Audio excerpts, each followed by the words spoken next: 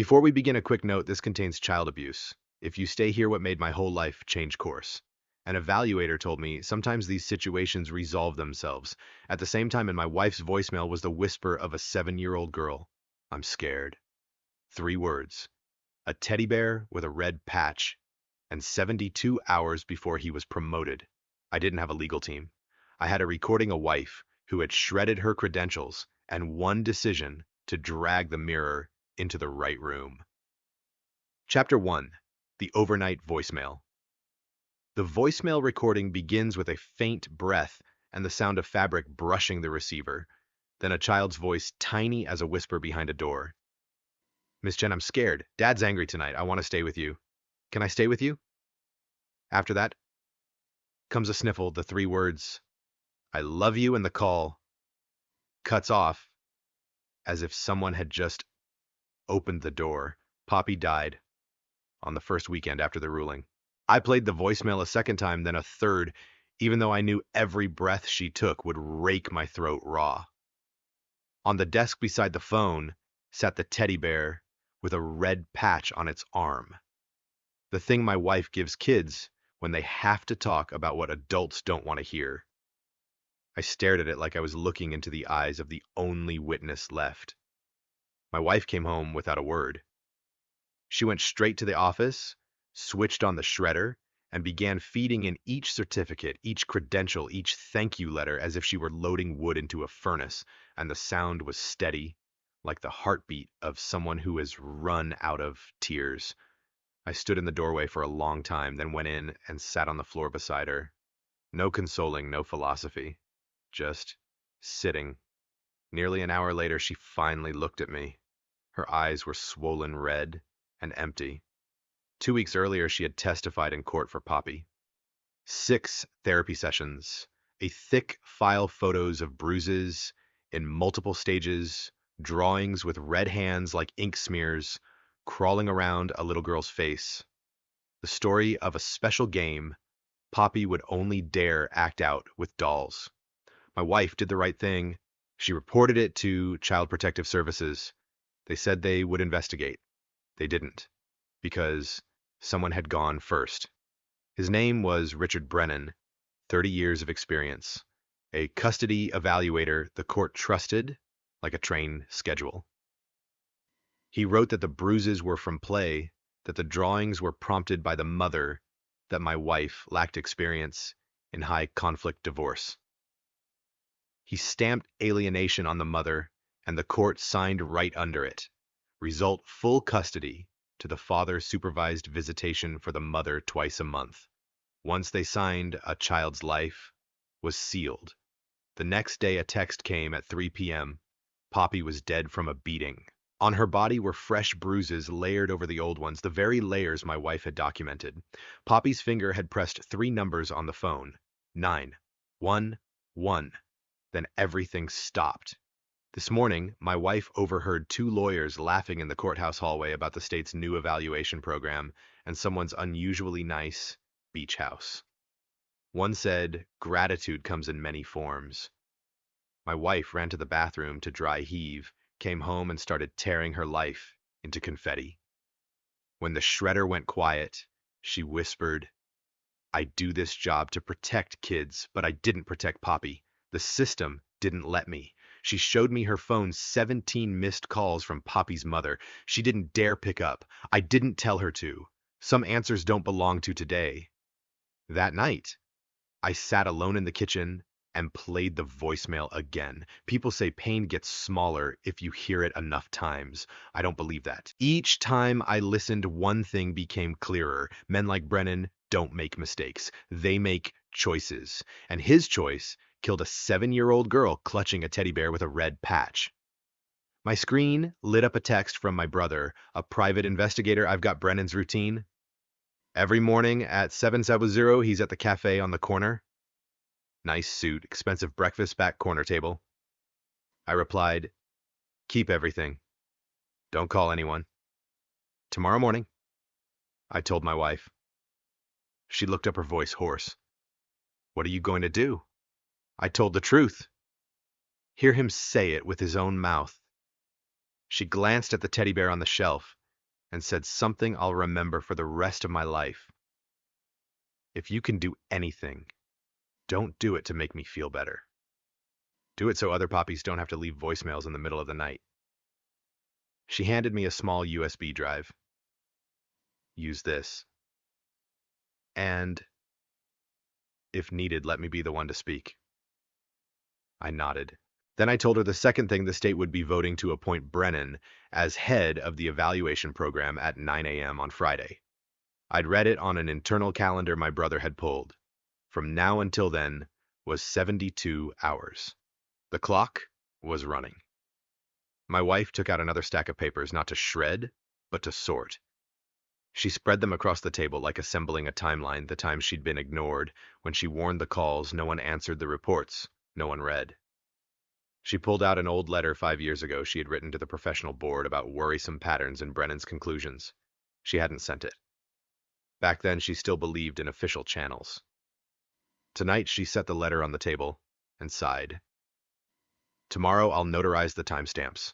For the first time since the news, I saw fire in her eyes. As for me, I had a simpler job: sit across from Brennan, repeat the words he'd thrown out about a dead child. Sometimes these situations resolve themselves and hit record, not because I believed a recording would save anyone, but because I knew it would create the one thing people like Brennan fear most: the possibility of being seen. Night fell. Outside the window, the neighborhood was silent as paper. A father passed by, buckled his daughter into the back seat, kissed her forehead, a scene so ordinary it hurt. I thought of what lawyers like to say: let the system do its work. The system had already done its work, and Poppy was gone. I put the teddy bear in my bag, the red patch peeking from one corner. Not for show. I needed something to remind me why we were doing this. I texted my brother: tomorrow, 6:45, wait by the lot. Recording gear, a button camera. No extra people. He sent a thumbs up, then added, watch the one-party recording law. He'll try to scare you. I texted back, let him try. Before bed, I poured my wife some water. She didn't sleep. She stared at the number 17 beside Poppy's mom, then locked the screen. She said, if he says that line again tomorrow, I want you to play him the voicemail. I nodded. We didn't hold each other. Some nights don't accept gentle gestures. I set the alarm for 5:30. Lying down, I could still hear the shredder running in my head. I thought about the white beach house by the water people called a lucky investment. I thought about the calendar with Friday's square circled in marker. I thought about the 4 words on Poppy's phone screen that night: call save me. And I promised myself, if the system only knows how to stay silent, then tomorrow it will have to listen. At first light, before the sky fully woke, my wife slipped the USB into my shirt pocket, her hand holding mine a beat longer. Don't let him drag you into their mud, she said. Drag him into the light. I drew a breath and nodded. The door clicked shut behind me, soft as the stop button on a recording. At 7:00 a.m., Brennan would walk into his usual cafe in an expensive suit, with a face fluent in power. And I would already be in the back corner, the teddy bear with a red patch in my backpack, a phone set to record, and a simple question for the man the system had anointed as an expert. How exactly do situations resolve themselves when the only one who pays is a 7-year-old child, and that will be when everything begins? Chapter 2, 7 a.m. The corner table. I arrived 15 minutes early and took the very back table my brother had marked. The cafe still smelled of fresh pastries, voices calling out orders mixed with the grind of the machines. Everything so normal, it felt absurd. In my backpack, the teddy bear with the red patch brushed my back like a silent reminder. In my shirt pocket, the USB drive my wife had given me pulled down with its weight. The clock read 6:59. Brennan walked in, exactly on schedule, a perfectly fitted suit, a pale tie, the posture of a man used to being given the right of way. He ordered an expensive breakfast the way you order a habit, then turned to find a seat. I raised my hand. He frowned briefly when he recognized me and sat down, his eyes offering just enough politeness for a stranger. "I'm Dr. Chen's husband," I said. That was all, and the politeness in his eyes shifted into caution. I gave him the short version, my wife shredding her credentials last night, Poppy clutching the teddy bear with the red patch, the 3 digits still imprinted on the phone. He curled his lip like he was hearing about traffic. Her husband needs to understand. He tapped his spoon against the cup. Custody evaluations are more complex than a therapy room. Not every therapist can handle the pressure. I've done this for 30 years. I know what's best for children. His voice was smooth, trained to perform on a wooden dais in a courtroom. "What's best for children?" I repeated, looking straight into his eyes. "Did Poppy agree with you?" He tilted his head a little, the tilt of someone about to teach you a lesson. That child was a problem. One way or another, she was going to be trouble. Sometimes these situations resolve themselves. He said it. Every word. I told him to say it again. He did, and added, "Her mother clearly coached her." Kids that age don't know what's real. The breakfast had just been set down. The smell of warm butter wrapped around the sentence, as if it were a menu choice. I set my phone on the table. The screen lit the recording app running since the moment he sat. A hairline crack ran across Brennan's face and then widened. The color of confidence ebbed from his cheeks like a receding tide. Recording without consent is illegal in this state. He lowered his voice, trying to rebuild a wall. "Taking money to push a child into the hands of an abuser is illegal in every state," I said, "and deadly." He looked around. A mother had just set her little one down at a nearby table. The child's voice piped up, asking for a cookie. Brennan's eyes snagged on those 2 kids before he turned back to us. His hand touched his coffee cup and then pulled back from the tremor. "What do you want?" he asked. "No more lecturing, just calculation. I want you to remember Poppy every single day." I stood up. "My brother once taught me, leave when you have the advantage and let the other side sit with the emptiness." As I passed him, Brennan grabbed my wrist. The strength in his grip was surprising. "You have no idea who you're up against," he growled. "I know judges, attorneys, people who can make your life miserable. What I know is that a 7-year-old is dead because of you," I said, looking down at the hand clamped on me. "And I know you just told me how you see children as situations that resolve themselves." He let go. I walked out, leaving the untouched breakfast behind. My phone buzzed nonstop in my pocket. My brother texted, "He's called 3 lawyers in the past hour. Let me keep watch." When I got home, my wife was still at the kitchen table, hands wrapped around a cold cup. I said I just talked to him and recorded it. She nodded and motioned to play it. We listened to the line, listened to the way he repeated it, listened to the contempt in calling a child's account coached. When the recording ended, my wife's hands trembled. She covered her mouth. "He knows, and he doesn't care." Her voice broke on "doesn't." Another text from my brother. His routine changed.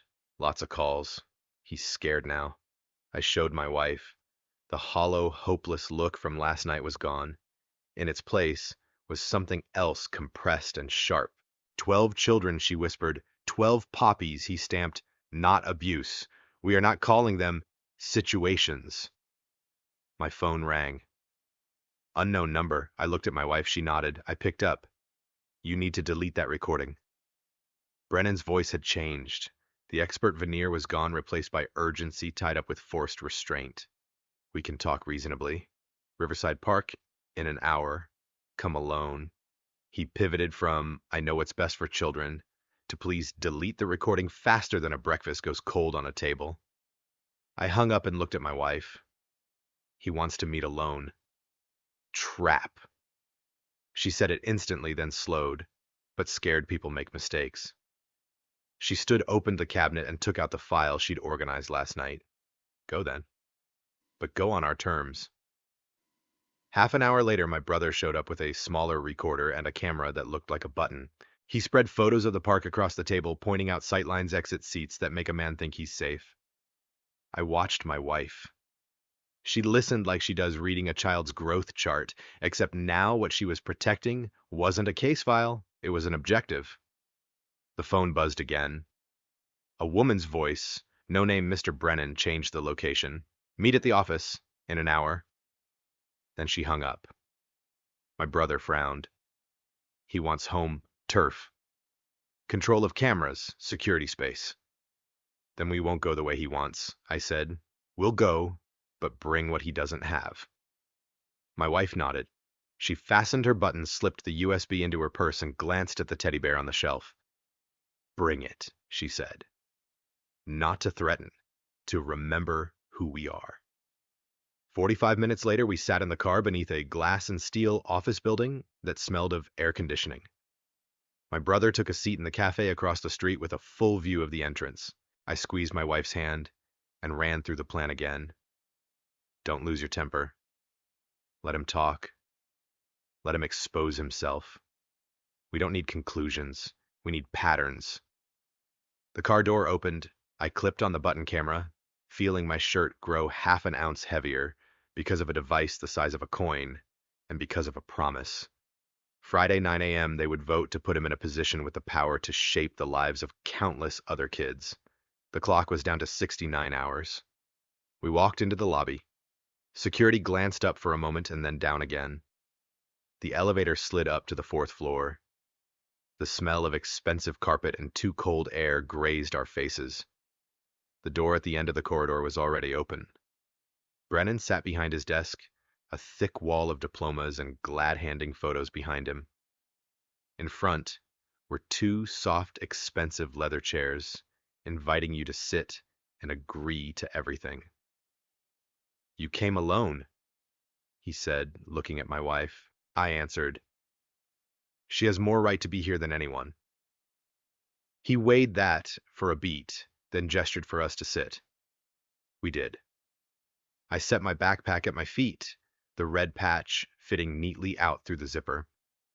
Brennan opened with the voice the courts had heard for 3 decades. Obviously, that recording has no legal value. No prosecutor will touch it. So what do you want, money? My wife smiled with half her mouth, a smile with no joy. I want to know what you call those red handprints on a child's body, if not abuse. The rest of that meeting deserves a chapter of its own, and it will have one. But at that moment, when I saw the teddy bear's red patch peeking from the backpack and saw Brennan's hand, without thinking, drift to a plaque on the wall as if he could borrow its prestige to cover himself, I understood one thing. He wasn't afraid of the law. He was afraid of being seen. I brushed a finger along my shirt hem to make sure the camera was on, and I invited him to speak. Chapter 3. The Wall of Plaques. Brennan opened as if he were kicking off a seminar. Your recording is worthless. No court will take it. So what do you want? Money. His voice poured steadily over the smell of new carpet and the freezing air conditioning. Behind him, the wall was a sea of plaques and photos of handshakes with judges, conferences, awards. Prestige laid out like props. I don't care about prosecutors, I said. I care about Poppy.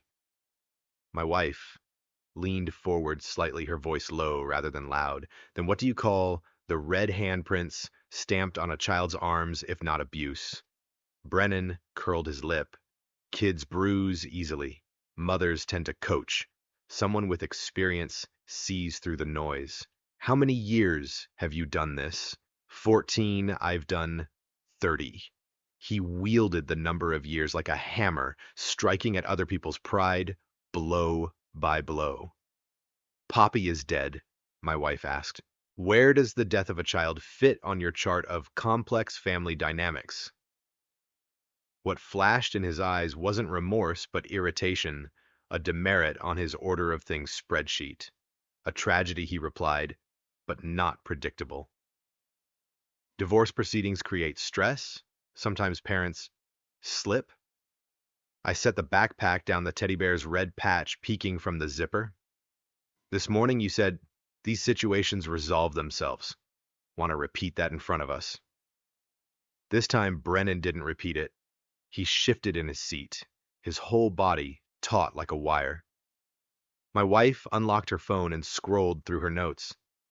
Timothy Morrison, 7 years old, broken arm. You called it a playground fall? 6 months after you recommended awarding custody to the father, the other arm was broken. Sarah Chen, 9 cigarette burns. You called them mosquito bites. The medical report reads, inconclusive. The girl ran away 3 times. Marcus Williams. 8 recurring black eyes. Clumsy, according to you. 2 hospitalizations afterward. Stop. Brennan slammed the table. You think I don't remember those kids' names?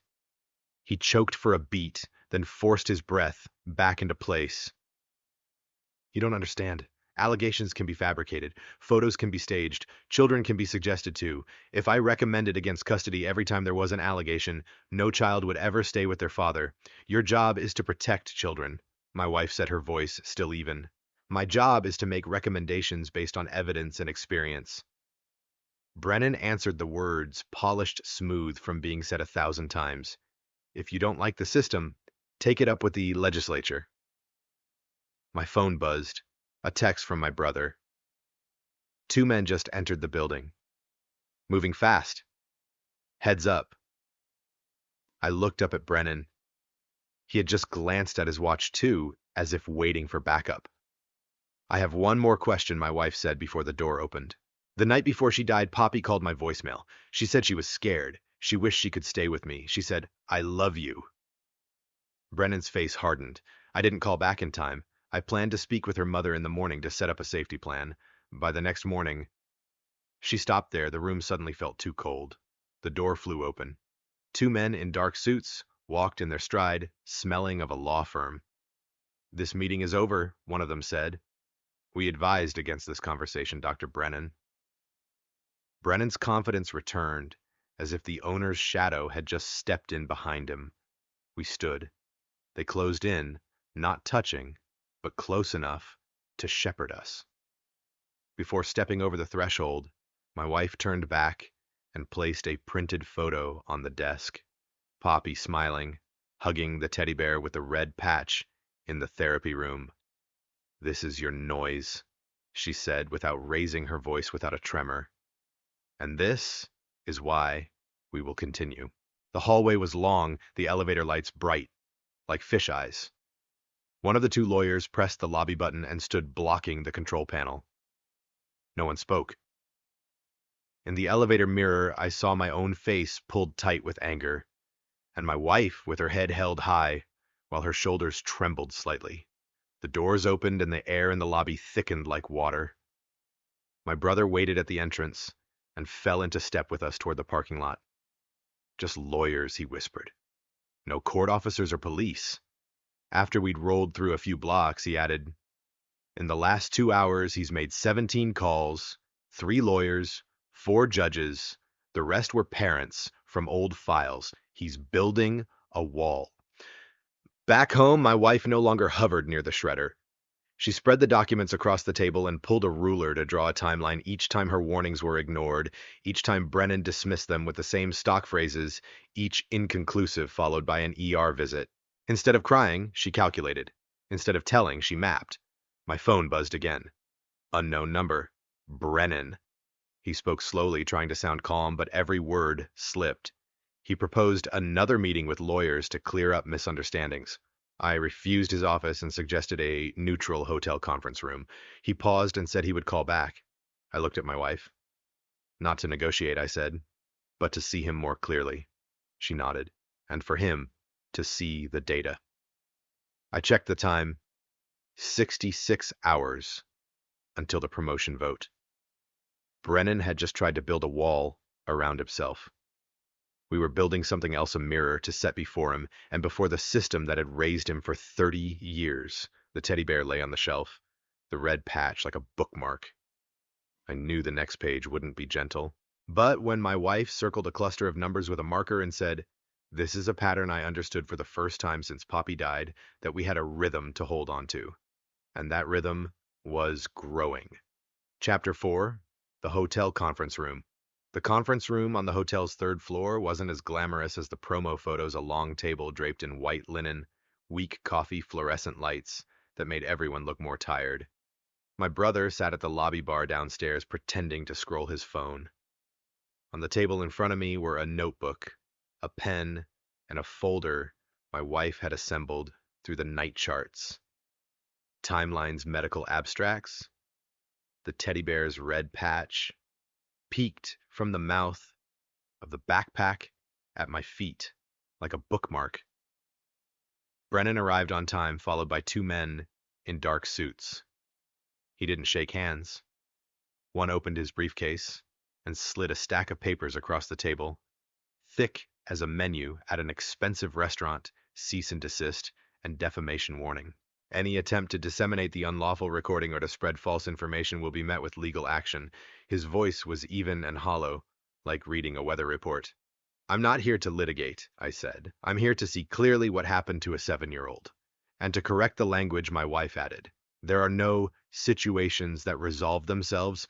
Here, there is a girl named Poppy. Brennan sat fingers interlaced, trying to rebuild his expert aura. We are talking about a system, ma'am. Allegations are often magnified in high-conflict divorces. My job is to filter the noise. Then filter. With this, my wife said, opening the folder and pulling out the first chart. 43 cases you evaluated over 5 years. 38 recommendations tilted toward the parent with financial advantage. 12 cases with indicators of abuse dismissed. These are sourced from hospital, schools, and CPS reports matched to the timelines of the rulings. No emotion, just data. Both lawyers jerked up as if the chairs had shocked them. What are the sources? Who authorized access? You're violating privacy? This is a systems analysis, my wife said, voice still even. No names, no criminal accusations, a description of patterns. And this, she set down another folder, is a letter I wrote 5 years ago to the professional board about concerning patterns in your conclusions. Yesterday, I had the timestamps notarized. I saw this before Poppy ever appeared. Brennan looked at the letter the way you look at something you haven't dared name in a long time. One lawyer recovered and slid an envelope toward me. A solution, he said, noticeably warmer. A non-disclosure agreement, a financial consideration, and Dr. Brennan will take a leave for additional training in trauma-informed evaluation. You keep this in academic channels, not public. What does this money buy? I asked. Does it buy back the 3 words, resolve themselves, that came out of his mouth this morning? Brennan flinched, then swallowed. You're misunderstanding. That statement was out of context. The reality is, most such allegations aren't true. After 30 years, I've learned to read between the lines. Reading between the lines or reading account balances, I said. The beach house paid in cash. In the same year, 3 parents who received favorable recommendations liquidated assets right after the rulings. And coincidentally, the child of a judge who often assigns you cases got a scholarship the very year you joined that school's board. I pushed across the printouts of public transactions my brother had gathered. Of course, mere coincidences, but coincidences with timing. The lawyer on the left tightened his grip on his pen. Dangerous speculation. You're putting yourselves in a litigable position. No, my wife cut in. We're putting a mirror in front of the system. She laid down the final chart. ER visits, the rate of emergency room admissions for children after recommendations awarding custody to the wealthier parent. A small curve, but impossible to ignore. This isn't a moral lecture. These are outcomes. I looked straight at Brennan. Are you willing to say one simple sentence? I was wrong about Poppy. The room sank a beat. I could hear the HVAC breathe. Brennan stared at the tabletop so long I thought he might nod. Then he shook his head. My evaluation was professional and sufficiently supported. The outcome, tragic, but not predictable. I will not take the fall for a criminal act. My wife closed the folder, the motion as light as shutting an old door. Fine, she said. Then we'll do our job. She took a photo of Poppy in the therapy room, hugging the teddy bear with the red patch from her purse, set it in the center of the table, and stood. This is the data your system can't read. We left first behind us the murmur of lawyers and the frantic rustle of paper. In the corridor, I saw my wife rest lightly against the wall, take one deep breath, then straighten herself.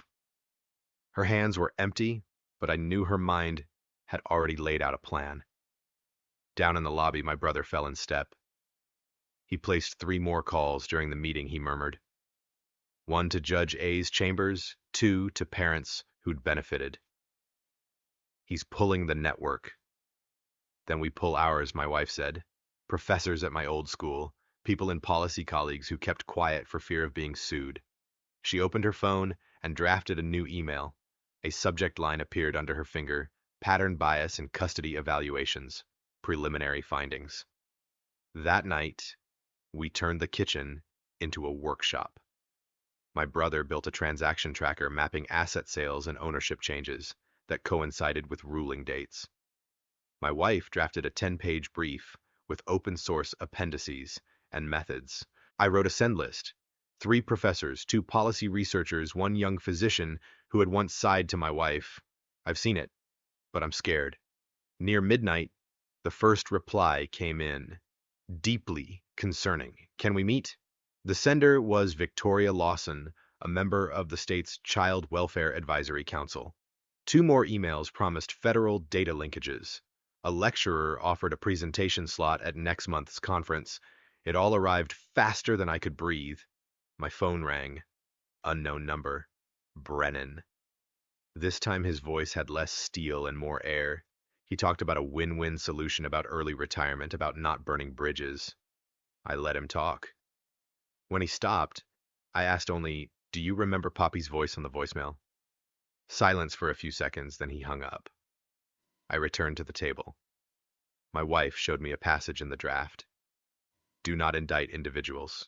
Identify mechanisms, concentrated power, weak cross-checks, impossible evidentiary standards for children's testimony. She underlined weak cross-checks and said, "Tomorrow Lawson wants to meet." I checked the time. 60 hours until the promotion vote. I didn't know how it would end, but for the first time I felt I wasn't standing alone in front of that wall of plaques anymore. We were pulling down the drape so everyone could look. Before bed, I set the teddy bear on the desk. The red patch turned toward the door like an arrow. I texted Poppy's mother a single line. "We're working, not for catharsis, so Poppy will mean something." Then I turned out the lights.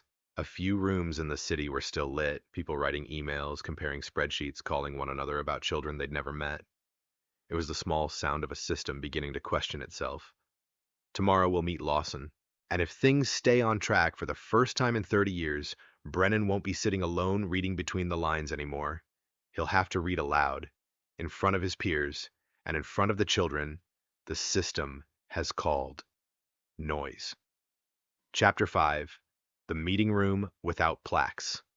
The government building sat tucked behind a stand of trees, its hallways smelling of old paint and air conditioning, its glass windows not quite bright enough. No marble lobby, no wall crowded with plaques, just creaking wooden chairs and a small sign that read, "Peer Review." I liked the place the moment I stepped in. Here people didn't need to be dazzled before telling the truth. Dr. Lawson was waiting with a thin file. She shook my wife's hand, then mine, and got right to it. Today is a review of methods, not a trial. But if there are holes in the method, water will leak. Her tone was the calm of someone long accustomed to watching systems slide off the rails for no better reason than "this is how we've always done it." She indicated seats. On the other side of the table sat 3 others: a pediatrician who had worked in the ER, a policy specialist, and a younger evaluator, the careful look of someone with something to say, who hasn't yet dared. On the table were copies of pediatric injury screening guidelines, the checklists my wife knows square by square.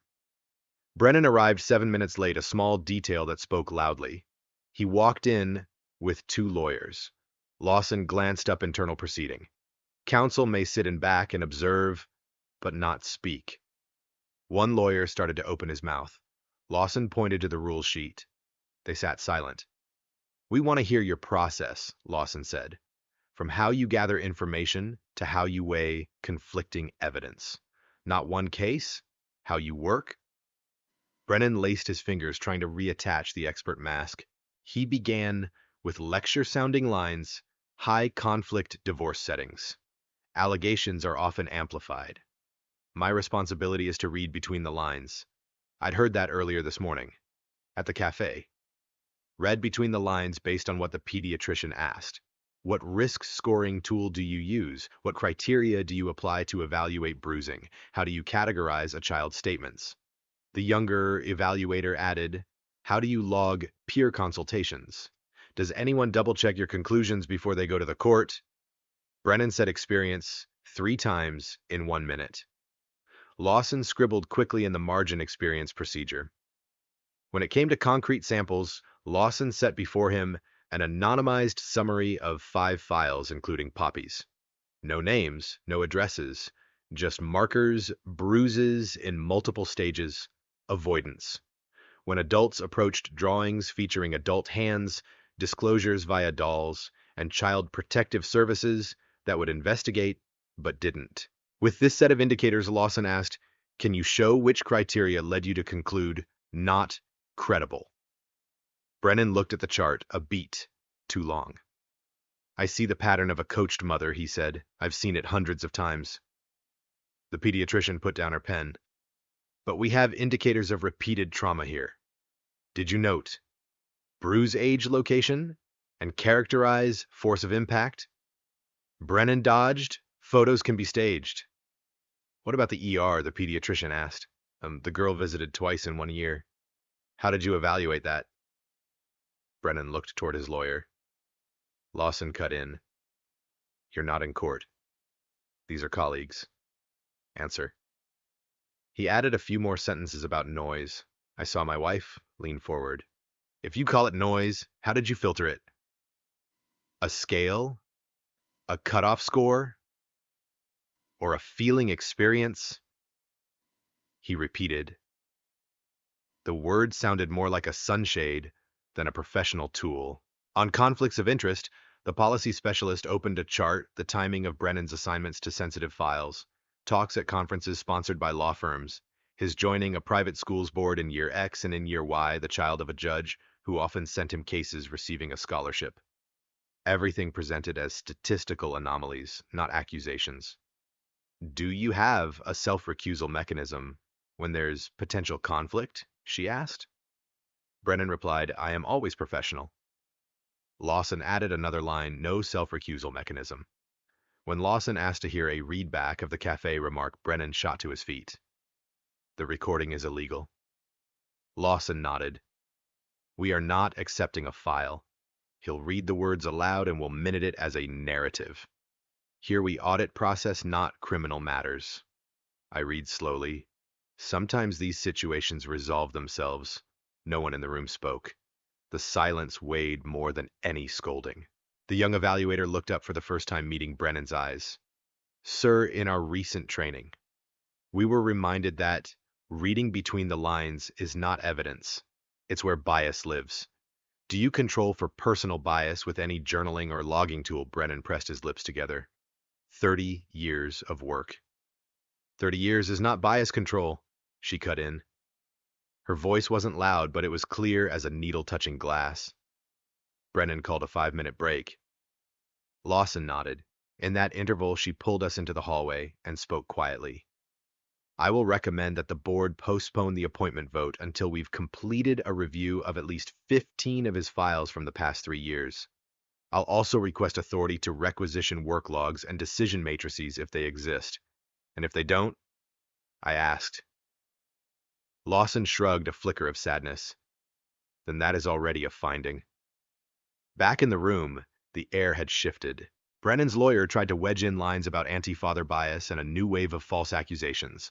Lawson reminded them again, colleagues, not litigation. She invited my wife to give a brief on method, how she documents, how she cross-checks independent sources, how she separates statements from behavioral indicators. My wife spoke sparingly, just enough for people in the field to recognize this wasn't intuition. At the end, Lawson read a provisional minute 1 recommend postponing the appointment vote. 2. Open a peer review of files evaluated by Dr. Brennan, with emphasis on reasoning used to rule out abuse. 3. Require presentation of standardized procedures, reference logs, and conflict avoidance mechanisms. 4. Invite representatives from the ER and Child Protective Services to the next session. She looked up. We won't rush to conclusions, but we won't close our eyes. Brennan seemed about to speak, then didn't. He stood, walked straight to the door, his 2 lawyers scurrying after. The door closed, and the room went as quiet as when we'd arrived. Lawson turned to my wife.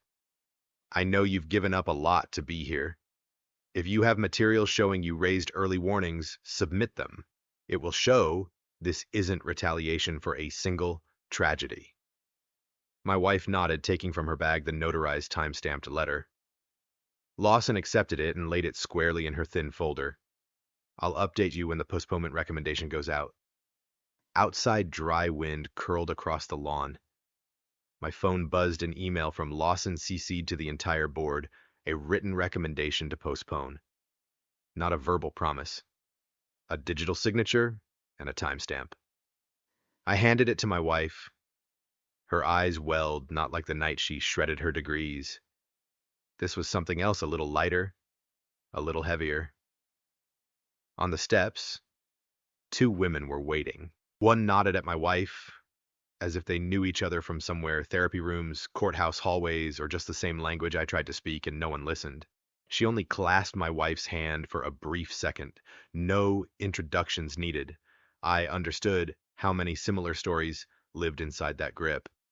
On the drive home, my brother called He's rung a few more contacts. But here's something: the state board agenda has been updated. The program director appointments item now shows postponed pending review. I put the call on speaker for my wife. She leaned her head against the window and exhaled deeply, like surfacing after a long swim. That afternoon, our kitchen became a workshop again. My wife reorganized documents to Lawson's spec templates, open sources, ER notes. My brother kept mapping connections, not to pin guilt, but to show how a system rewards those who say what it wants to hear. As for me, I printed a single copy of Poppy's voicemail, a transcript, only no audio file, to tuck at the end of the packet, under a small header, what the system calls noise. As dusk spilled into the kitchen, the teddy bear's red patch caught the light redder than usual. I realized we still had fewer than 48 hours before things could swing the wrong way with one bad decision. But the countdown clock was no longer only ours. It was on Lawson's desk, on the desks of the 3 people in that room, and so I hoped on the desks of those who had leaned on experience as a talisman. That night, I got a short email from Lawson: postponement memo sent. Expanded review session set for next week. Please prepare a 15-minute presentation on bias in custody evaluations. Beneath it was a line that doesn't appear in administrative memos. Thank you for turning grief into method. I read it to my wife. She only nodded, hugging the teddy bear to her chest, the red patch pressed into her palm, like a promise. Brennan still had lawyers and the phone numbers of people who could open doors for him. But for the first time, he would have to pass through a doorway that didn't display his own plaques and answer questions that 2 syllables experience couldn't smother. Chapter 6: The Phone Calls and the Magnetic Box. The morning after the peer review, the city was still drawing its curtains of daylight when our inbox lit up like a fire alarm. Email from Lawson, confirmation that the appointment vote was postponed, an expanded review set for next week, a request that my wife prepare a 15-minute presentation on bias in custody evaluations. Emails from 2 professors: saw your charts, want to connect to federal data, a researcher asking for our ER cross-matching method. I poured coffee, looked at the pile of messages outnumbering the hours of sleep we had, and for the first time hope felt like it had legs. Then Brennan called. His voice had a metallic flatness. I've filed a harassment report. 2 unannounced meetings. One illegal recording. Don't try to float that meaningless recording. I have lawyers. I didn't interrupt. When he paused to breathe, I only asked, "Do you remember what Poppy left in my wife's voicemail?" 2 beats of silence on the other end, then a hang-up. Half an hour later, the university sent my wife an irritable email. Legal had received a concern letter from Brennan's law firm about unauthorized research using sensitive information. The polished language of intimidation. My wife sat up straight, opened her methods, open sources folder, and attached page after page of description. No names, no file numbers, only system metrics, de-identified and cross-checked. At the end, she typed a single line. This study examines decision patterns, not individuals. I watched her hit send the way a surgeon lays the final stitch. My brother called and told me to check the car. People who like to control the environment often control your routes too. I slid under the chassis between the smell of hot plastic and road dust, and there it was, a small black box magnet mounted with fresh scratch marks. I took a photo and texted my brother, gift received. He told me to leave it, don't remove it, let the sender feel everything was still within reach. By noon, Brennan called again. This time he switched from steel to velvet. We're all tired. Let's allow things to cool down. I'm considering early retirement. You stop delete what shouldn't exist. I'll disappear for a while. He spoke like a man, fishing dangling bait on the water. If we dropped the story, he'd reel in the line. I asked, "And the children in those 12 files, how do they disappear?" He answered, "They're complex situations." He closed with the very wording that had started us. In the afternoon, my brother reported, he's called 4 judges, 3 former parents, 1 private school fund manager. The network's tightening. My wife just nodded. Good. When they cluster, the strings are easier to see. She pulled up a chair and sketched another diagram in the center, a box labeled concentrated power with arrows to no cross-checks, impossible evidentiary standards for children's testimony, professional board lacks self-recusal mechanism. She used no exclamation marks, only underlines.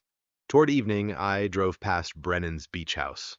I stopped for exactly 5 minutes as my brother had instructed, left the cabin light on, made no effort to hide, not to threaten, just so he could taste a little of being seen. My phone rang before I left the neighborhood. "Don't play with fire," Brennan ground out. "I have plenty of ways to make you regret this." I let him finish, then asked, "Can you say to the board what you said at the cafe this morning about resolving themselves?" Another pocket of silence, then a click. At home, the kitchen turned back into a workshop. My wife drafted the outline for her 15-minute talk, open with 2 simple questions. How much do we believe children, and how do we manage bias, then move into method ER charts, the injury checklist? She added a final slide with 4 words. Start from trust. I asked it too sentimental. She shook her head. That's the ethical frame. The rest is numbers. Late that night, Lawson texted a short nod. Board has issued the postponement memo. Expanded session set for Wednesday. I want you to present first. My wife set down her phone and was quiet for a long moment. Then she said, "The day Poppy called the voicemail, I didn't pick up in time. This time, I'll speak before anyone can hang up." The next morning, the attack changed direction. 3 colleagues my wife had hoped would serve as controls messaged one by one. "I'm sorry I can't be involved in this. Different wording, same smell of fear."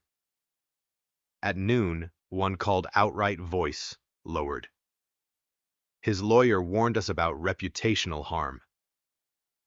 I have a clinic to protect. My wife didn't fault them. She thanked them, wished them well, then turned back to the screen and typed a new list. People who cannot speak, yet leaving blank space for the day they could. In the middle of the work stream, her phone flashed a name we'd avoided for days, Poppy's mom. My wife looked at me. I nodded. She answered. On the line was a woman trying to keep her voice from breaking. They talked about pain the way people talk about weather. No one asked how are you because the answer was already there in how they breathed. Then the mother said she kept a notebook. I wrote down everything. Dates calls what the lawyer said. How he, Brennan, spoke about me before seeing anything. My wife asked if she could see it. The mother said yes, and added, I also have a few recordings. My lawyer says they're useless, but if you want them, I'll give them to you. When the call ended, the kitchen went pin drop quiet. My wife set the phone down like placing a fragile bone. Then she looked up. We don't just have data. We have history. I knew what she meant. There are things charts can't carry, but a mother's timeline can. That afternoon, I decided to do what I'd planned to avoid, call a journalist my brother trusted. I didn't talk about Brennan, didn't mention the recording, didn't throw a name into the street. I asked one question. Have you ever noticed a pattern in custody evaluation recommendations in this state? On the other end, pages flipping, then I have noticed, but no one's brought numbers. I said, we have them, and someone wants to speak about the system, not personal revenge. She said to meet when we had more documents. I agreed, feeling my heartbeat return to a rhythm it had forgotten. Around dusk, Brennan called once more. His voice held anger and fear at the same time, the sound of someone talking while running. What do you want? Retirement money. An apology. I'll step back from the board. Can you say one sentence? I cut in. I was wrong about Poppy. On the line, he drew a deep breath. A tragic outcome. No one could have predicted it. The same line. The wall he'd built for decades doesn't crack for a single request. I opened the window. The night wind pushed in the smell of wet grass. The teddy bear lay on the shelf, the red patch catching the light like a period. My wife printed her draft, struck the flab, and added a line to the final slide. We say, read between the lines. So often we forget children. Often write right on the line. She looked up. Tomorrow I'm meeting Poppy's mother for the notebook. You're coming. I nodded. Before bed, I drove the car to a downtown garage, parked it in the basement, and let the magnetic box ride along for a few more meaningless loops. I took a taxi home, moving through a city that's usually loud but seemed strangely quiet, like it was eavesdropping. In that quiet, I thought about two kinds of power: the power of those who call pain noise, and the power of those who can turn pain into method. Brennan has lawyers and nameplate handshakes on a wall. We have a recording, a postponement email, a few charts, a notebook on the way, and a teddy bear with a red patch on an old-fashioned justice scale that might weigh light. But I've seen how a single pebble can throw a train if it's placed just right. Tomorrow we'll have the notebook. Next week we'll have a room with no plaques to talk about bias, and every call Brennan makes only clarifies this: he isn't afraid of losing in court. He's afraid of losing before his peers, afraid of being seen, and that is exactly where we're holding up the mirror. Chapter 7. The Notebook on the kitchen table. Poppy's mother's house sat at the end of a street, lined with red maples holding the hush of places that have just seen a laugh go away. She opened the door for us, no tears, no tight embrace, just the faintest nod of someone keeping herself from breaking. On the kitchen table were a thick, cloth-bound notebook, a swollen manila envelope, and an old phone with scuffed edges. I wrote everything down, she said, resting her hand on the notebook cover. Dates, times, who called, whom, what they said, whether they looked at what I sent. I also wrote down the moments I almost gave up. My wife sat across from her hands, layered together, listening the way a doctor listens to a fetal heartbeat. I opened the notebook to the first page, neat handwriting, each entry time-stamped to the minute.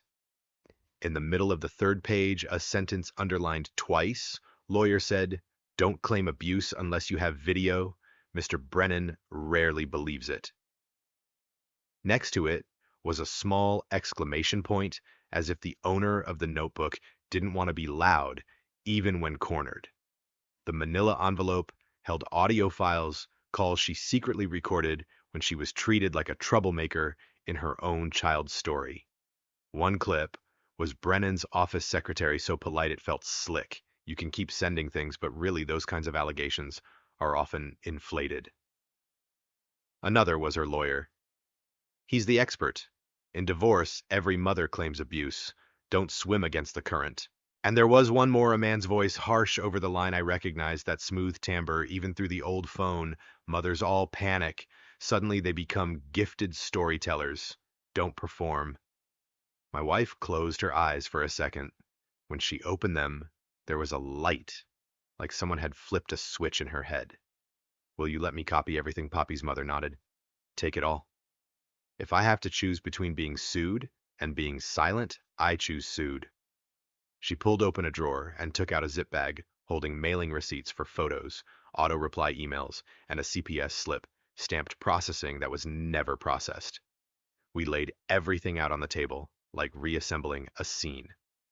My wife drew a long timeline from the first month to the final week, therapy reports, photos of bruises at various stages, emails, rescheduling appointments, notes of called but no answer, the day Brennan filed his report, the day of the ruling, the night Poppy called the voicemail, the 3 p.m. afternoon. Wherever there was a recording, she sketched a small triangle marking an adult voice here. I played a longer clip where Brennan's voice slipped through more than a crack. He was talking to her lawyer, treating the call like mere ritual mothers who accuse follow a pattern, hysterical, manipulative by nature. I can read it. I looked at my wife. She said nothing, but her hand gripped the pen so hard the tip bent a little. What will you say to the board? I asked. The mother looked at the teddy bear with the red patch in our backpack, then back at the notebook. I won't talk about him, she said. I'll talk about what you all call noise. I'll say some children have only their mother's voice. And the system let that voice hit the floor. We left as the sun tilted through the kitchen window, the light falling on the notebook cover like a seal. In the car, my wife held the notebook against her chest like a child. We have history, she said, not just numbers. By afternoon, our kitchen turned into an edit bay. My brother set up the scanner, I typed out excerpts, and my wife cross-referenced the notebook's timestamps with the ER chart's therapy logs and Brennan's decision points. Each time a detail matched, you could hear a tiny click, the sound of two puzzle pieces meeting. By evening, another email dropped into the inbox like a pebble into a pond. The sender was the young evaluator from the peer review. She wrote briefly, with no throat clearing, I once sent Dr. Brennan an internal memo about the injury checklist. His response, don't let a checklist decide over experience. I have that email. I'm willing to share, but my name cannot be exposed. I don't want to lose my job. I sat up straight. My wife replied immediately, thank you. We'll protect you by presenting only process and patterns. Your name will go in a sealed envelope if an agency requires it. She added a last line and my heart warmed reading it. You've already saved some part of these children by sending that memo. Late at night, we split the materials into 3 packets, one for Lawson and the board, one for the 3 professors through academic channels, one for the journalist data and process description only, no personal names. Each packet contained 3 items, the unified timeline transcribed excerpts of the recordings, and a small appendix titled Repeated Phrases, where we gathered the talismans Brennan used read between the lines, hysterical, manipulative noise. As I sealed the last envelope, my phone vibrated. Brennan. I took the call out on the porch, where the night air was cool enough to feel almost courteous. You're playing games with your life, he said, the smoothness gone. I have enough people to make you a liar. I leaned against the wall and looked up at the neighboring windows still lit. Do you have enough people to ignore a notebook? I asked. Enough people to turn a child's voice into noise. He was silent long enough that I could hear the strain in his breathing. Then he hung up. Back inside, my wife handed me a small sheet of paper. It was a draft letter to Poppy's mother. The letter she'd said wouldn't be an apology but a promise. She'd written, I can't bring your child back. I can turn the sentence, "Don't speak unless you have video," into evidence that the system needs repair. She set down the pen. "I'll send it tomorrow." My brother slouched in a chair and glanced at me. "The magnetic box is still under the car. You want to move it tonight?" I shook my head. "Let it think it's tracking us. We're not going anywhere. We're dragging the light here." Before bed, I propped the teddy bear standing against the notebook on the table, the red patch touching the cloth cover. A pair of symbols, what's gone and what remains. The next morning, Lawson's email arrived early. Subject materials received. Schedule confirmed. She said the board had expanded the invite list: an ER doctor, a CPS representative, and someone with experience in bias in decision-making, the young evaluator herself. I looked at the abbreviated name and knew at least one insider had decided not to stay silent. By noon, the journalist wrote back with a question. Why not release the audio? I answered. Because its weight lies in its existence, not in distribution. We want to fix the system, not burn it down. She replied, I understand, but if needed, let me hear it. Ears only, no file kept. I didn't promise. I just said, let's start with the numbers. In the afternoon, I drove to the post office. 3 large envelopes sent 3 ways. When the mailbox lid closed, the metal thud sounded like a period. On the way home, I passed a playground. A few kids were queued for the slide. A dad rested his hand on his daughter's shoulder, bent down, and retied her shoelace. I wasn't exactly envious. I just felt how things ought to be ordinary like that. That evening, we got another email from the young evaluator. I'm sending an additional thread, a proposal to require double checks with ER when there are multi-stage bruises. Response, not realistic within court timelines. My wife printed it and underlined not realistic. She said, not realistic is how the system says, not a priority. Night fell, and the city breathed through its late windows. I took a chair out to the porch and listened to the cars on the road. In the darkness, the magnetic box under the car did nothing but believe it knew where we were. And for the first time since the voicemail, we knew exactly what we were doing. Tomorrow I'll deliver my wife's letter to Poppy's mother. Next week my wife will stand in a room with no plaques and open with 2 questions. How much do we believe children? How do we manage bias? Brennan will have lawyers and the familiar nods from the back row. We will have a cloth-bound notebook, a few voices saved on an old phone, and a red patch like a red dot on a map pointing to where to dig. Before going inside, I checked my phone one last time. No calls. No new threats. Just a message from Lawson. I received the repeated phrases. Sometimes the way a person speaks is itself evidence. I switched off the screen and opened the door.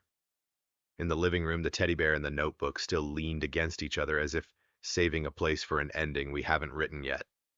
And I understood that the first part of that ending doesn't live in a camera-filled courtroom, but in a small room with creaking wooden chairs, where practitioners are forced to look straight into the mirror they've avoided for 30 years.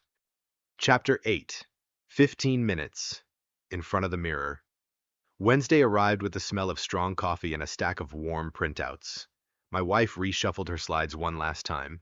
The opening slide held only 2 questions. How much do we believe children, and how do we manage bias? No images, no effects, no frills. In the backpack, the teddy bear with the red patch lay snug like a secret that knows how to keep quiet. The state meeting room was more crowded than last time. On the left sat Lawson and the 3 peer members plus an ER doctor, a CPS representative, and the young evaluator from before. On the right, Brennan sat between 2 lawyers, the pallor of someone who's slept little and talked a lot. Behind them, old wooden benches with a few people standing against the wall for lack of seats. I took the back of a row far enough to observe without becoming the focus. Lawson started on the dot. Today, we review methodology patterns and bias control mechanisms. We are not identifying criminals. We are not trying anyone, but we are going to look in the mirror. She said mirror as if it were a procedure. My wife stood. Her voice was steady without being cold. She went straight into her collection methods, each bruise photographed from 3 angles and aged by criteria. Every child's statement cross-checked against observed behavior with no speculation. Every allegation triangulated with independent sources from schools to the ER. She showed the chart's ER rates, after recommendations a small curve, but not one to ignore. The rate of inconclusive findings coinciding with the timing of Brennan's reports. This is not a story, she concluded. This is the shape of a pattern. Brennan's lawyer rose data, sources. Lawson lifted a hand. Questions later. My wife moved to the last slide, a blank page with 4 black words. Start from trust. She said trust does not replace evidence. It is the doorway through which evidence enters. The room fell quiet. People who had heard hundreds of presentations suddenly had to hear a simple proposition. The ER doctor took his turn. He spoke about multi-stage bruising, about locations that cannot be from playground falls, about children looking at a doctor as at the only stranger they can trust. He looked up and asked Brennan, "In file number 3, you wrote, photos may be staged. Did you age the bruises? Did you check with ER?" Brennan said, "Not realistic within court timelines." The doctor nodded, not angry. Time is always short. But the reality is when we skip it, the kids come back with new bruises. The CPS representative took her part with the weariness of someone who has lived too long with understaffing. She laid out the backlog, the 3-step process, and the files in processing forever. Then she said a sentence that changed the room's air. We should have called back. There's no such thing as too late for a 7-year-old who says, I'm scared. I glanced at my wife. Her fingers pinched the table's edge. The young evaluator asked to speak. She set a white envelope on Lawson's table, an internal email chain. On top was the memo she had sent about the injury checklist and a proposal to double-check with ER when there were multi-stage bruises. Brennan's reply was terse and cold. "Don't let a checklist decide over experience," she said. "Reading between the lines is not a tool. It's where bias hides. If we don't have procedure, we have blind faith." Not loud, but each word knocked on wood. In Q&A, Brennan's lawyer stacked papers like shields. He spoke about a trend of accusations against fathers, about a new social bias, about media pressure. Lawson nodded for the record, then turned to Brennan. "Please present the standardized process you use to rule out abuse in files with converging indicators. Reference logs, decision matrices. A self-recusal mechanism when there's potential conflict of interest." Brennan said experience 4 times in 2 minutes. Lawson looked down at the minutes and drew a small line. I could guess the words to experience procedure. I asked for 1 minute as a related party. Lawson considered, then nodded. I didn't play the recording. I simply read 1 sentence slowly enough for the minutes to capture it. Sometimes these situations resolve themselves. I said a 7-year-old left a voicemail at night saying she was scared. The next day, she died. If we call that a situation that resolves itself, then this mirror is so fogged it can't reflect anything. Brennan's lawyer smacked his pen, defamation. Lawson answered calm as water, narrative. Minuted as narrative. The last segment was supplemental information. My wife opened the clothbound notebook from Poppy's mother and set it in the middle of the table. She didn't read names or addresses. She read the timeline lines, report dates, postponed dates, processing dates, the day Brennan filed his conclusion. And 1 single line from the final night, "I'm scared. I want to stay with Ms. Chen." The room was so quiet you could hear a fountain pen touch paper. Brennan leaned toward the mic. "You are turning a tragedy into a campaign." His voice crackled like glass under heat. "If every time there's an allegation I recommend against the father, no child would," no one said every time, Lawson cut in. We're saying, when indicators converge, where is your procedure? She turned to the members. I propose 4 interim measures. 1, continue to postpone the appointment indefinitely. 2, suspend new assignments until a standardized procedure is approved. 3, review the most recent 15 files with emphasis on the reasoning used to rule out abuse. 4, refer unresolved conflicts of interest to the ethics committee. No one said agreed. The nods were enough. The session ended with the scrape of chairs. Brennan stood slowly. He looked for a familiar nod but met only direct gazes. A lawyer tugged his sleeve as if to say, "Let's go." He turned away briefly, catching my eye. Gone was the condescension of the cafe morning, only the confusion of a man betrayed by his own language. Outside, the noon sun wasn't too harsh. My wife sat on the steps, set the notebook in her lap, and lifted the teddy bear. The red patch caught the light, a wordless reminder. I didn't think I'd have to read that sentence in public, she said, tired rather than shaky. But maybe it needed to be heard here more than anywhere. The phone buzzed, an email from Lawson, a summary of the interim decisions with official timestamps. Just beneath was a short, personal line as brief as a breath. Thank you for not playing the tape. Here procedure is what speaks loudly. I showed my wife.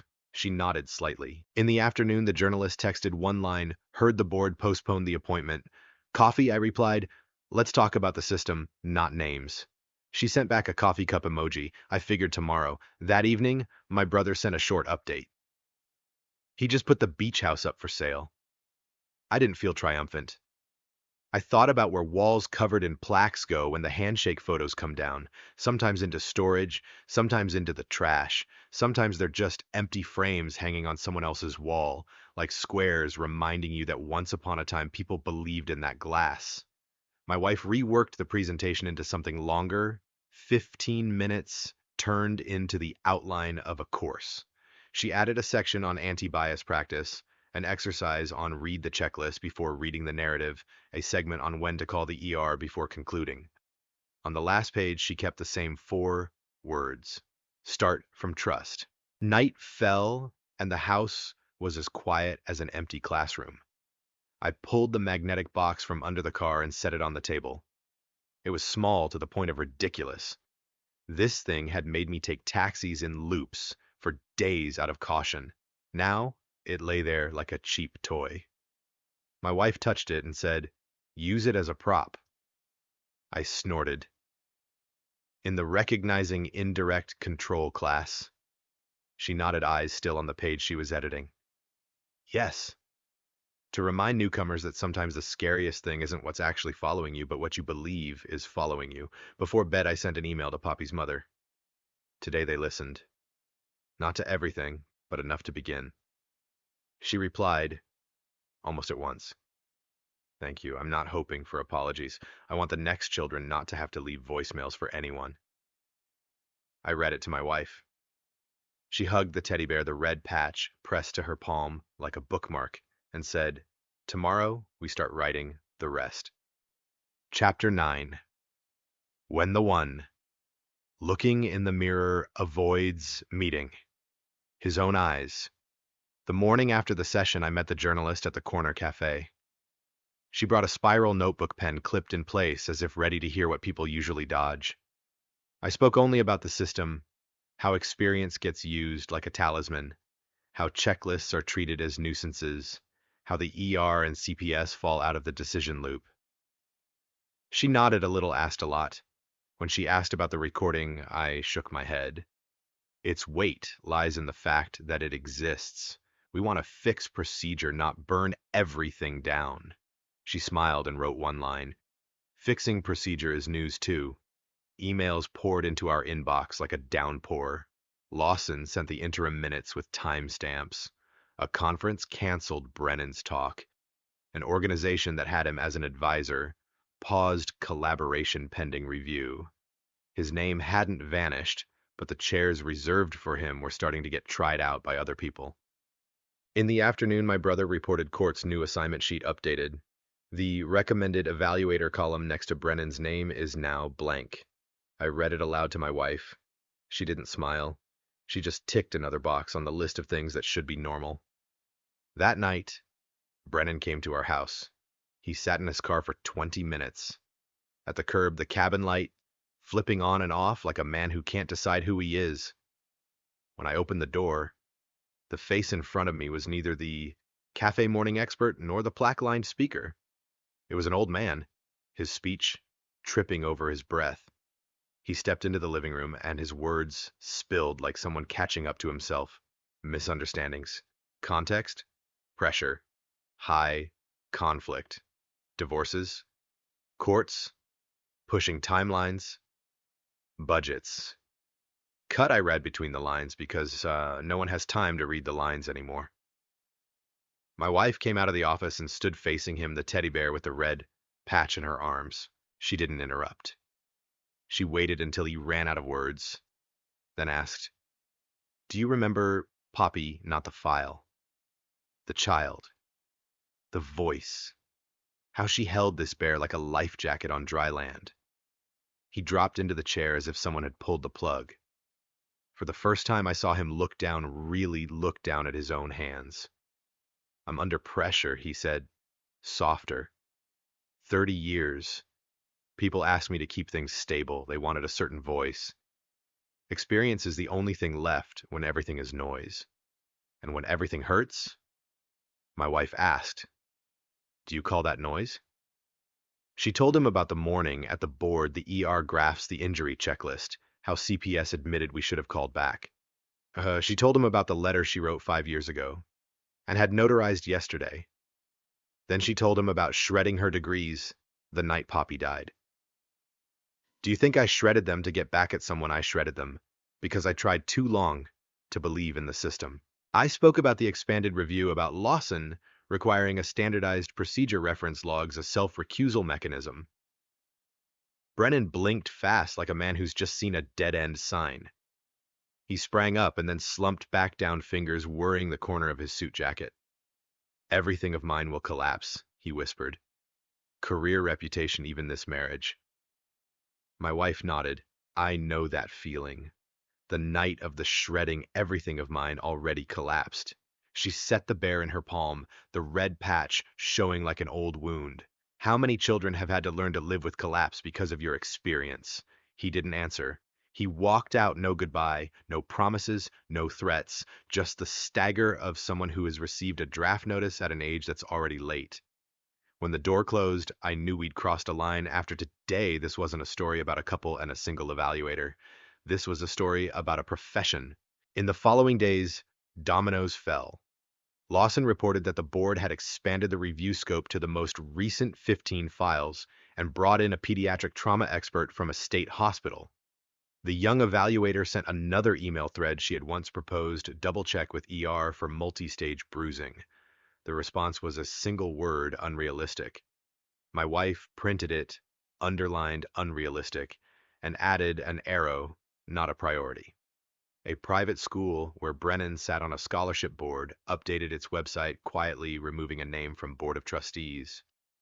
My brother sent screenshots as proof that the internet knows how to erase, too. The journalist set another meeting. This time, she brought a list of questions so short it was almost abrasive. Who oversees evaluators, internal peer review process, post-decision metrics, conflict of interest safeguards. I brought numbers. My wife brought method. The journalist wrote down only what could be published without a fight with legal. Before she stood, she asked if he apologizes publicly. My wife said, "That's his business. Mine is to make it so the next person doesn't have to apologize." The journalist nodded and put away her pen. My brother kept tracing the money. The 3 cases from the beach house year still glowed brightest on the map. A former parent called him, circled the subject, then hung up, leaving behind 2 words, grateful like a shadow. No receipts, no crumbs. Just enough to pose the question, which route did gratitude travel? Brennan called once more, his voice hollow like a house newly stripped of furniture. He offered to step back from work, take no new files, let things cool down. I repeated the simple sentence he kept dodging. I was wrong about Poppy. On the line, a long sigh like an empty highway. A tragic outcome, he still said. People used to issuing imperative sentences rarely relearn the active voice. In the kitchen, my wife turned a 15-minute talk into a course outline. She added a section on small experiments with bias 3 anonymized files, and students must rate risk before reading any narrative. She set the magnetic box on the table and labeled it prop.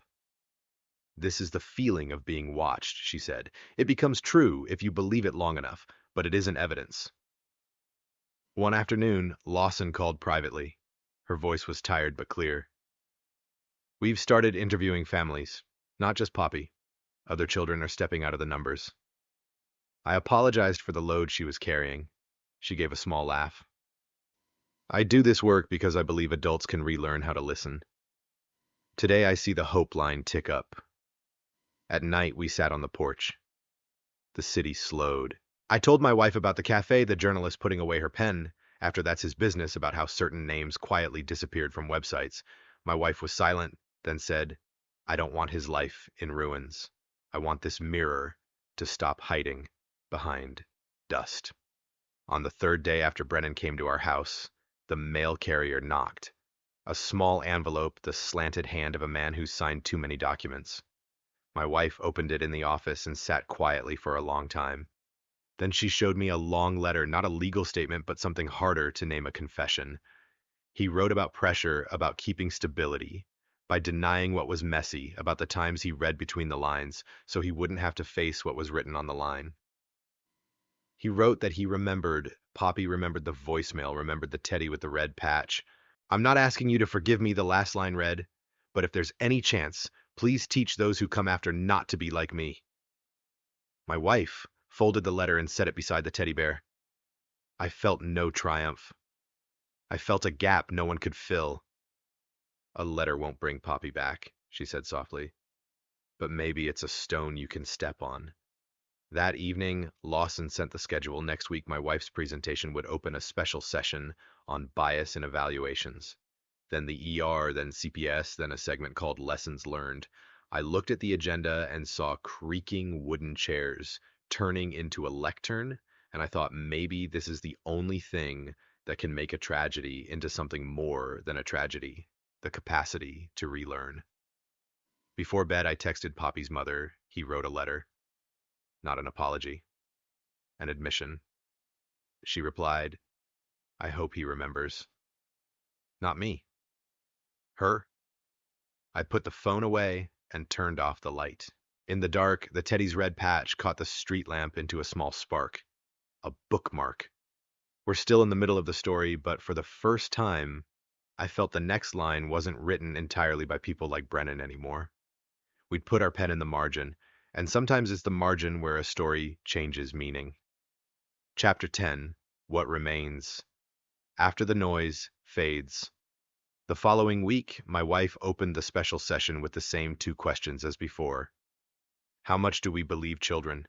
How do we manage bias? The meeting room wasn't fancy. The wooden chairs still creaked, but this time there were more people. CPS, the young evaluator, a few university lecturers, a couple of faces I guessed were trainees. On my wife's table were two props, Poppy's mother's clothbound notebook and the magnetic box that had once clung beneath my car. She pointed at the box. This is the feeling of being watched. What is it really? A bit of metal, and what you believed for days. And this, she laid her hand on the notebook, is history. It isn't a feeling. It's a timeline.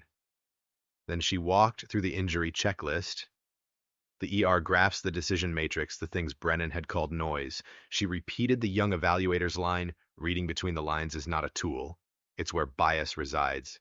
At the end, Lawson read the interim measures into permanence, the appointment postponed indefinitely. Brennan's name removed from the court's preferred evaluator list. A review opened on the most recent 15 files focused on the reasoning used to rule out abuse. The unresolved conflicts of interest referred to the ethics committee. No drums, no cheers, just firm nods like periods at the ends of sentences. The journalist published that afternoon. No proper names, no sensationalism. The piece spoke about experience, procedure, rates, rising after certain recommendations, gaps in cross-checks, and how not realistic gets used to brush off responsibility. Beneath were my wife's charts, brief, cold, clear. The comments split down the middle like everything in life. Half said, anti-father bias, again the other half wrote things, I wish no one ever had to write. I wish someone had believed me, too. Brennan disappeared from event schedules as fast as he'd appeared. A conference, swapped out a speaker photo, a private school, quietly dropped a name from its board. His office website posted temporarily suspended. I didn't feel triumphant. What I saw was the system's shadow behind a man. My wife didn't go back to the therapy room. She started teaching. On day one, she set 3 anonymized files on the table and asked students to rate risk before reading any narrative.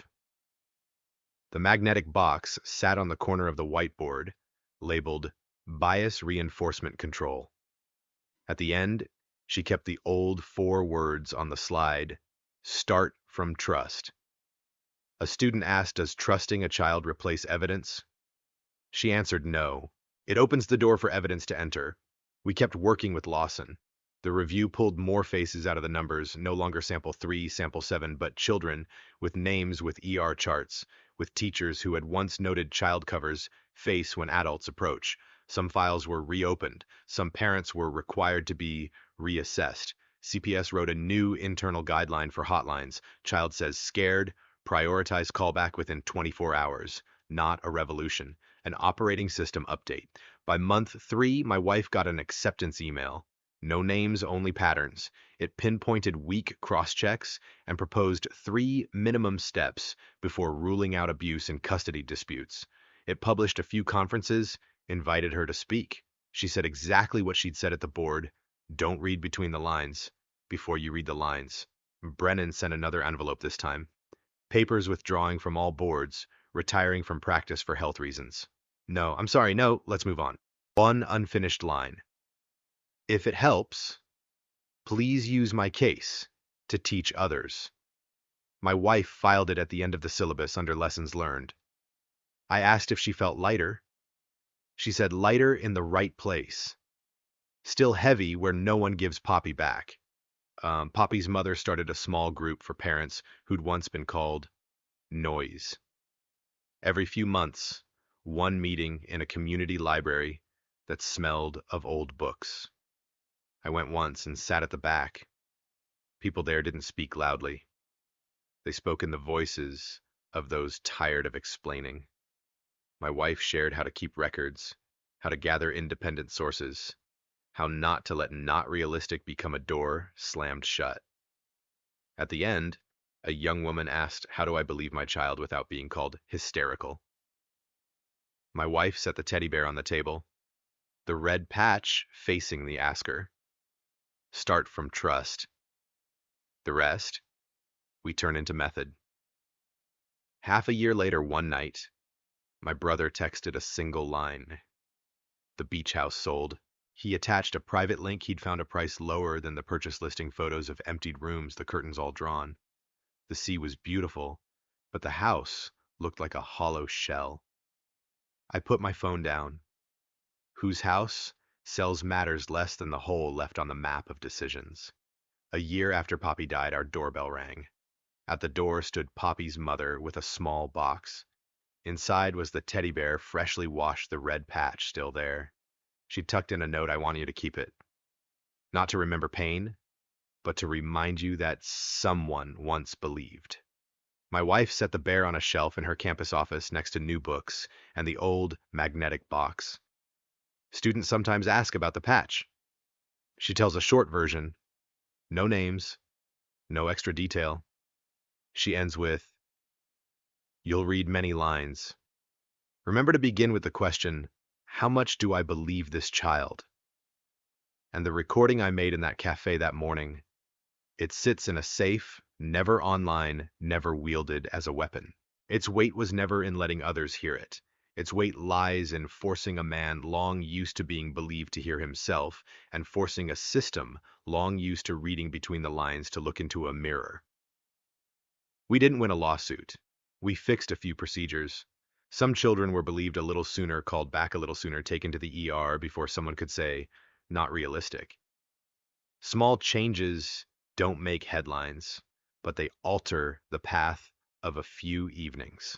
That weekend night, I stood on the porch and watched the neighbor kids run under the streetlights. A father bent to tie a shoelace and kissed his child's hair, ordinary enough to be beautiful. My wife leaned on my shoulder, her hand resting on the red patch as if on a small map.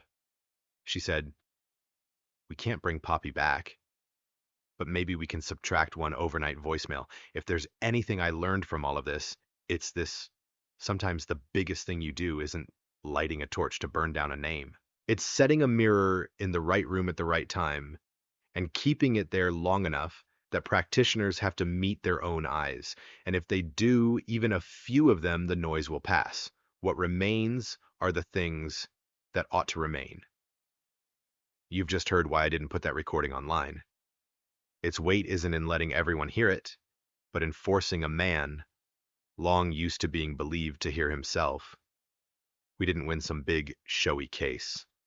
We fixed a few small procedures, postponed an appointment, opened a review, added a checklist that must be read before anyone says, not realistic. It doesn't bring Poppy back, but it might subtract one overnight voicemail. If it were, would you publish the recording right away for catharsis, or use it as leverage to make the system face the mirror? How much do you believe children? And what do you want the people holding the pens to believe, first experience or evidence? If this story touched you, leave a comment below. I read everyone. And if you want more True Reddit Reads, subscribe, hit the bell, and send me the stories you want the world to hear. Start from trust. The rest will turn into method.